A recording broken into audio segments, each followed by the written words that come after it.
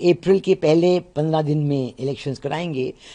ये अपने आप में एक कंट्रोवर्शियल डिसीजन है। मांग अब जो बांग्लादेश में बढ़ती जा रही थी पिछले महीनों से, वो ये थी कि ये जो इलेक्शंस हैं इन्हें दिसंबर से पहले होने चाहिए। एक तरफ से मोहम्मद यूनुस ने बिल्कुल ये जो मांगें थी इनको ठुकरा दिया है। ईद से पहले चीफ एडवाइजर मोहम्मद यूनुस साहब राष्ट्र के नाम संबोधन दे रहे थे। अब उन्होंने कहा है कि अप्रैल 2026 से पहले बांग्लादेश में चुनाव करा लिए जाएंगे। कैसे देखती हैं आप मैम? और कहीं ना कहीं उन्होंने आरोप भी लगाया है कि कुछ इंटरनेशनल फोर्सेस का हाथ था डीस्टेबलाइज करने में बांग्लादेश को। ये जो उन्होंने निर्णय किया है, कल घोषणा की है कि अप्रैल के पहले 15 दिन में इलेक्शंस कराएंगे, ये अपने आप में एक कंट्रोवर्शियल डिसीजन है।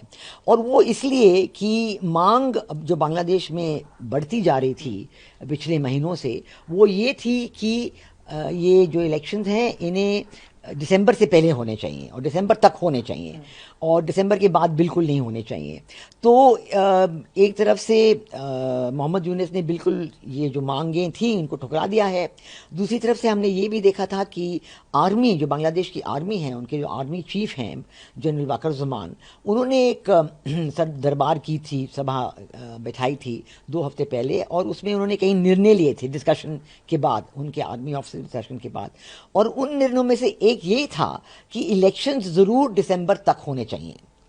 और उन्होंने ये भी कहा था कि ये जो रिफॉर्म प्रोसेस है, ये तो इलेक्शंस के बाद जो सरकार आएगी, इलेक्टेड पार्लियामेंट आएगी, ये रिफॉर्म्स उनका काम है। ये रिफॉर्म्स मोहम्मद यूनुस की सरकार का काम बिल्कुल है ही नहीं। इनकी एक इंतरिम सरकार है और इंतरिम सरकार का काम सिर्फ ये होता है कि वो इलेक्शंस करवाएं। और दूसरी बात ये देखा जाएगा तो ये जो इंतरिम सरकार है, ये एक जो क्वालिफिकेशंस होते हैं केयरटेकर गवर्नमेंट बनने की, इंटरिम सरकार बनाने की, उनमें 2-3 शर्तें ये होती हैं कि नंबर 1 नॉन पार्टी गवर्नमेंट होता है।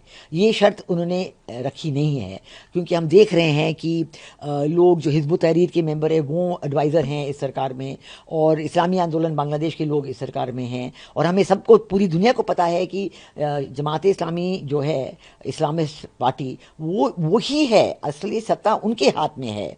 और वो मोहम्मद यूनुस को बताते हैं कि आप क्या करें, क्या निर्णय लें। और मोहम्मद यूनुस के हाथ में तो कुछ सत्ता है ही नहीं, वो तो बिल्कुल ही जैसे जो उनको बताया जाता है वो करते हैं। तो ये सब चीज़ें को देखते हुए ये भी एक और बड़ा निर्णय होना पड़ेगा कि जो मोहम्मद यूनुस की सरकार है वो तो कहते का गवर्नमेंट बन नहीं सकते, इसलिए आर्मी ने जिन्होंने इनको बनाया था उन्हीं को अपने हाथ में सत्ता लेके एक कहते का गवर्नमेंट बनानी पड़ेगी, जिनके साथ इलेक्शन होने पड़ेंगे, और वो उनको जल्द से जल्द करने चाहिए। और फाइनल जो बात मैं कहना चाहूँगी इलेक्शंस के बारे में, वो ये है कि इलेक्शन जो मांग बांग्लादेश के लोगों में है, वो है कि elections free, fair and inclusive होने चाहिए। और इसमें अवामी लीग ज़रूर उनका हिस्सा होना चाहिए, बिकॉज अवामी लीग बांग्लादेश में सबसे बड़ी पार्टी है, उनमें करीब 40-45% उनका जो वोट बैंक है। और ये वोट बैंक को ध्यान ना देते हुए, जो तो मैं तो ये भी कहूँगी कि ये देखते हुए कि अवामी लीग के वोट बैंक में कोई कमी नहीं आई है इन 7-8 महीनों में, लोग जो हैं अवामी लीग के सपोर्टर्स जो हैं उन्हीं के साथ जुटे हुए हैं।